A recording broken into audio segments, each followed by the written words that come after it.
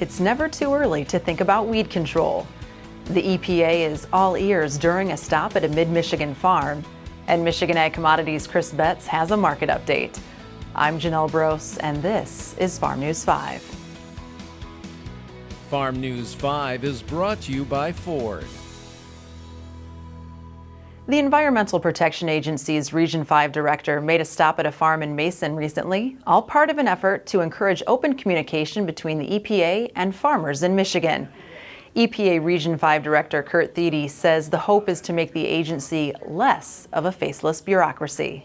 These visits are incredibly important for myself as a regional administrator, as EPA, and I think just making sure that we have open lines of communication to learn about some of the challenges that are occurring on the farms that farmers are facing, and then also to help better inform our decisions with the EPA and at the federal government level.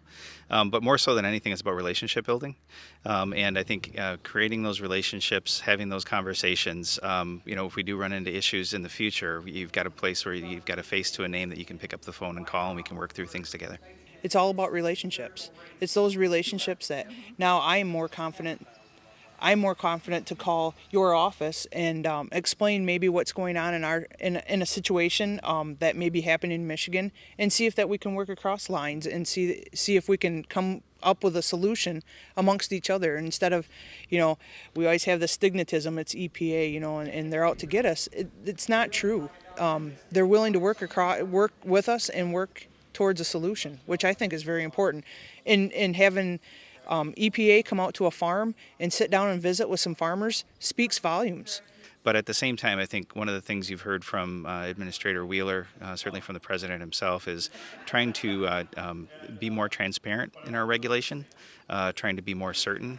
So I think that's one of the main things I want to try to portray here as well, is that we're trying to create an EPA that has more certainty, so that folks know where the goal line is, that's transparent, so they understand how to achieve that goal line and how to get there, and then that they've got a willing partner on the other end to help them walk through those processes. And I think my overall goal as regional administrator is making sure that engagement, meaningful engagement and conversation with the ag sector is the new norm. And I think that's something we're going to continue to strive to implement here in Region 5 and across EPA. If you want a car from a company that's been building them for 115 years, get a Ford. If you want a car with driver assist technology, get a Ford. You're gonna want a Ford. For soybean farmers, next year's weed control begins while this year's crop is still in the field. Christy Sprague, weed extension specialist and professor at Michigan State University, says mare's tail and water hemp have emerged as the peskiest troublemakers this year. The former, also known as horseweed, is an early emerger. So we have to really think about controlling it before we plant. So that's been a big issue. And typically in the past we've used things like 2,4-D as a burn down, and it's really more of a problem in no-till situations. But we're really starting to see this weed move to emerge later in the season. So we really need to be thinking about a whole season control. With water hemp, what we're really looking at is starting out with a good pre-emergence herbicide. So with anything we want to start clean, but a good residual herbicide is really important. And we've got a fair number that we can use. A lot of what we can call the group 14 herbicides, things like Valor, or some of the mixtures that have authority herbicides in there, can give us some good suppression early. Or we have a lot of group 15s that are pretty good. But a lot of times we like to put those in our post-emergence so we can get some extended residual control. Again, we really want to be looking at traits where we can use something post-emergence that will control water hemp, because right now we've got a lot of Roundup resistant or glyphosate resistant water hemp. We also have ALS resistant water hemp and a lot of combinations, and we're starting to see more group 14 or PPO resistant water hemp, which really limits our use of things like Cobra and Flexstar. Depending on what happens with the dicamba labels in the Extend soybeans, the one other thing to think about is in the near future we'll probably start to see Extend Flex soybeans, and those are going to be soybeans that are going to allow us to use glufosinate or Liberty post-emergence or over the top of those soybeans, so that would give us another option.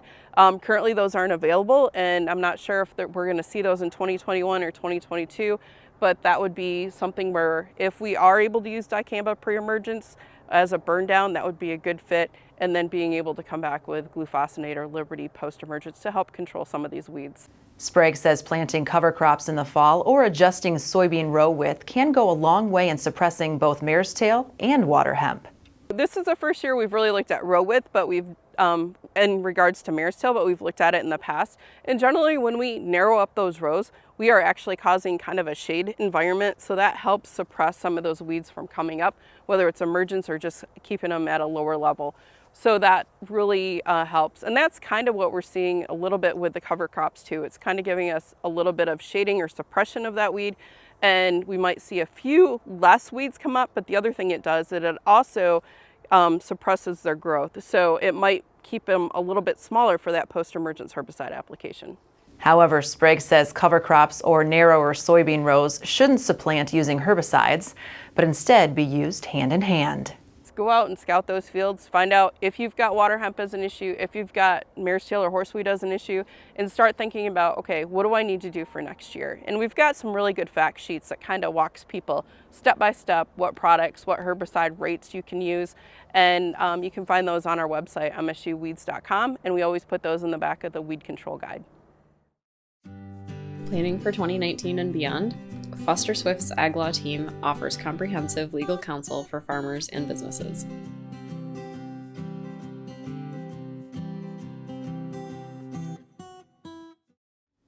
If you received seeds in the mail recently, the Michigan Department of Agriculture and Rural Development says don't plant them. MDARD says residents here in Michigan and across the country have been getting these mysterious packages from China, and they may contain an invasive plant. If you get one of these seedy packages in the mail, don't throw it away. Instead, call MDARD. A dairy herd in Montmorency County has tested positive for bovine tuberculosis. Montmorency County is located in Michigan's modified accredited zone. The Michigan Department of Agriculture and Rural Development says additional testing will be done, and an epidemiological investigation is underway to rule out the possibility of additional cases stemming from the affected herd. This latest herd is Michigan's 79th cattle herd to be identified with bovine TB since 1998. And now with the latest on markets, from Michigan Ag Commodities, here's Chris Betts. Thanks, Janelle. Corn and beans remain under pressure from increased crop ratings, which were increased to 72% good to excellent for each in Monday afternoon's report. Exports for each have been helpful, with an active export wire for soybeans, as well as another large Chinese corn purchase this week. The U.S. dollar pushed to a fresh 2-year low this week, which will have helped spur export sales. The dollar remains under pressure, largely in part to the United States' handling of the coronavirus, whereas a lack of outbreaks in other nations makes for a more favorable outlook for their economies and supports their currencies. China will need to continue a strong pace to 1, meet their Phase 1 trade deal obligations, and 2, for the USDA to meet its most recent estimates. For more market information, go to michag.com. With Michigan Agricultural Commodities, I'm Chris Betts. For more news and video, visit MichiganFarmNews.com or the Michigan Farm Bureau channel on YouTube. With Farm News 5, I'm Janelle Brose. Have a great week of farming.